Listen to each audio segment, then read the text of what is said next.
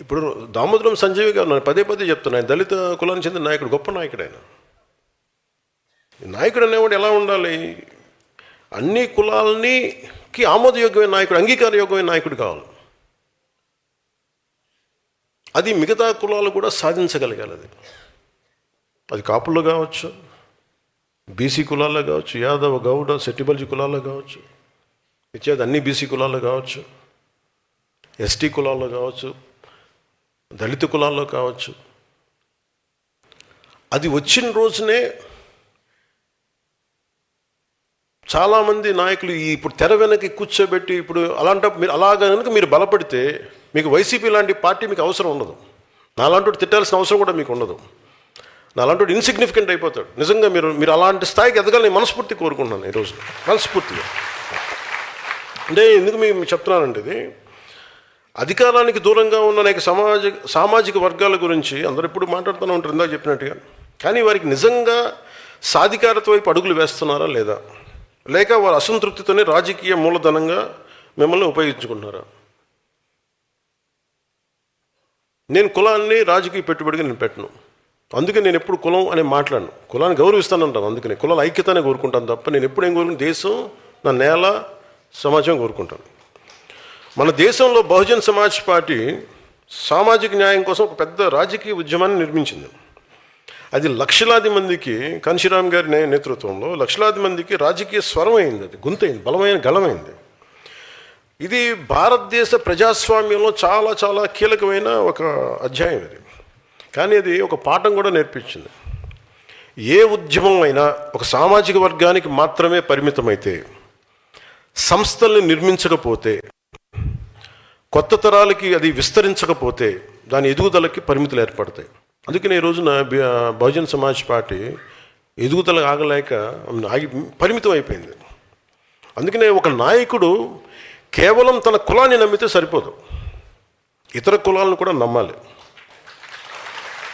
అది సమాజం మొత్తం నమ్మాలి, దేశం నమ్మాలి. అప్పుడే నిజమైన రాజకీయ సాధికారత వస్తుంది. దానికి నేను చెప్పేది ఏంటంటే సోషల్ ట్రస్ట్ కోషియంట్ అంట. ఒక అధికారి దగ్గర మొన్న చూశారు కదా, మన కృష్ణలంకలో ఏదో గొడవ జరుగుతుంటే, అంటే ఎంత హాస్యాస్పదంగా ఉంది వినటానికి ఈ మాటలు, ఎంత బాధగా అనిపిస్తుంటే.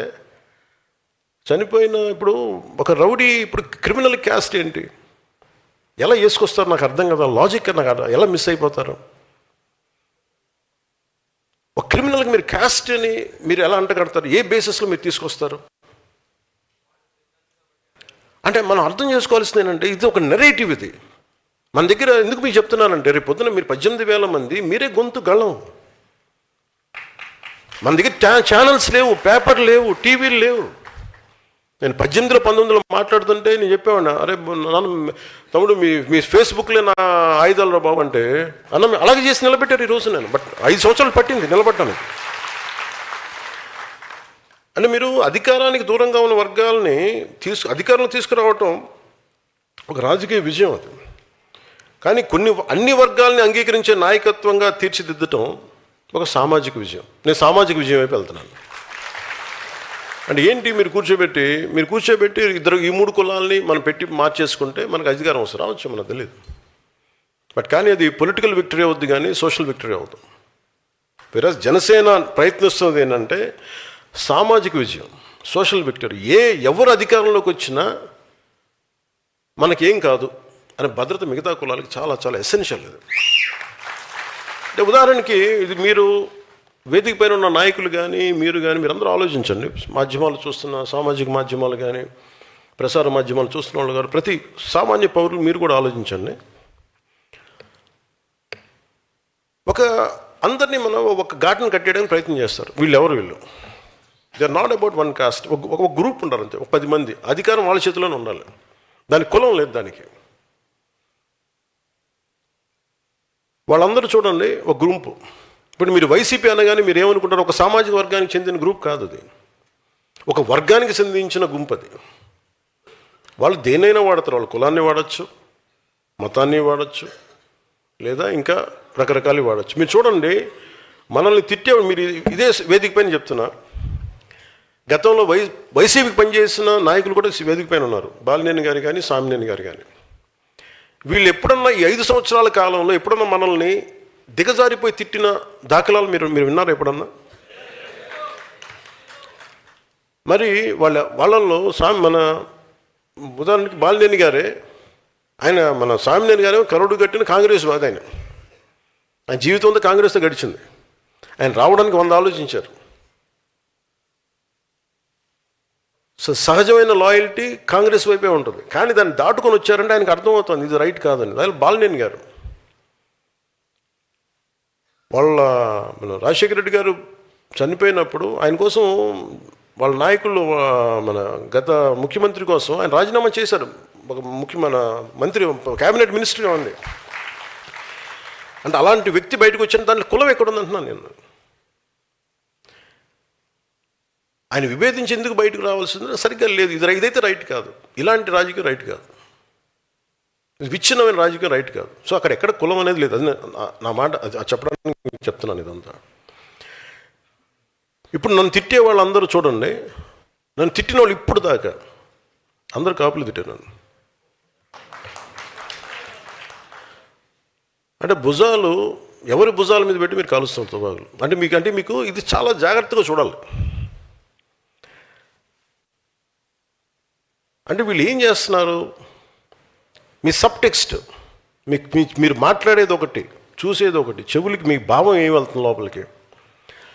వీళ్ళు చాలా ఒక పథకం ప్రకారం అందరికీ ఇది ఆమోదయోగ్యం ఏమన్నా తెలీదు. జనసేన అంటే ఇష్టపడని వర్గాలు ఏవైనా కావచ్చు.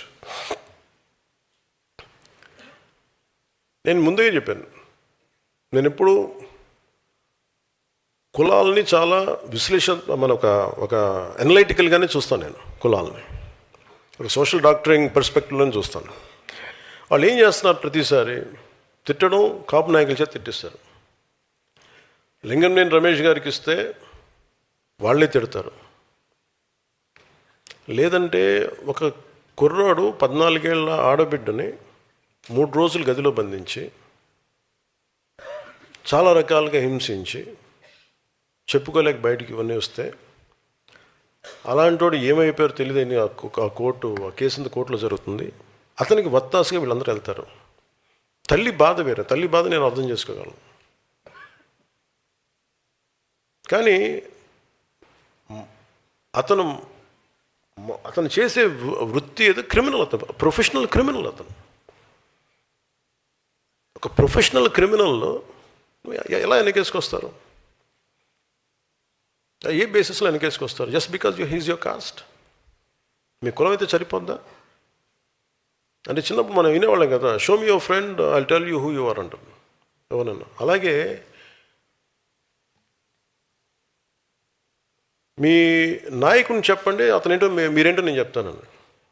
ఇప్పుడు చూడండి, సోకాల్ లీడర్స్ అందరూ ఎలాంటి వైపు మగ్గుతున్నారు వీళ్ళందరూ. అంటే ఏం మెసేజ్ ఇస్తున్నారు వీళ్ళందరూ? ఉదాహరణకి చాలా కులాలు ఉన్నాయి. ఉదాహరణకి ఫర్ ఎగ్జాంపుల్ కాపు కులాన్ని తీసుకుందాం. ఈ మధ్యన మనకి ఎక్కువ వినిపిస్తుంది కాబట్టి. వీళ్ళు కాపులు ఎలా ప్రొజెక్ట్ చేస్తున్నారు? ప్రతిసారి ఈ 4-5 మంది ఫేసులు కనిపిస్తాయి. మన బూతులు తిట్టాడు, కాపులు బూతులు తిడతారు. ఈ కృష్ణ ఏదో పేరు ఉంది, వీళ్ళు క్రిమినల్, వీళ్ళు ఇది అన్ని నెగిటివ్ న్యూసే చూడండి. సో మీకు ఏమైపోద్ది, కొద్ది రోజుల తర్వాత సబ్లిమినల్గా మీ మనోగతంలో ఏమైపోద్ది, it will become confine to అది. ఈ భావన దేనికి వేస్తే, కాపు అని చెప్పగానే ఇవన్నీ గుర్తొస్తాయి మనకి. We'll form our opinion. అది వీళ్ళ స్ట్రాటజీ. అంటే మీకు భావం ఏం చెప్తారు? ఇది ఒక్క కాపు కులానికి కదా, అందరికీ చెప్తారు. అన్ని కులాలకి ఇదొక very clear cut political game ఇది. నేను దాన్ని బ్రేక్ చేస్తాను కాబట్టే నా మీద ఇంత కోపం అందరికీ. కొంతమంది ప్రాంతీయతలు పట్టుకొచ్చి రాష్ట్రాలు విడిపోయిన ఇంకా మీరు తిడతా ఉంటే ఇది దేశంలో అంతర్భాగం అని చెప్పినందుకు నన్ను తిడుతున్నారు. అది నేను ఎప్పుడు తెలంగాణను వ్యతిరేకి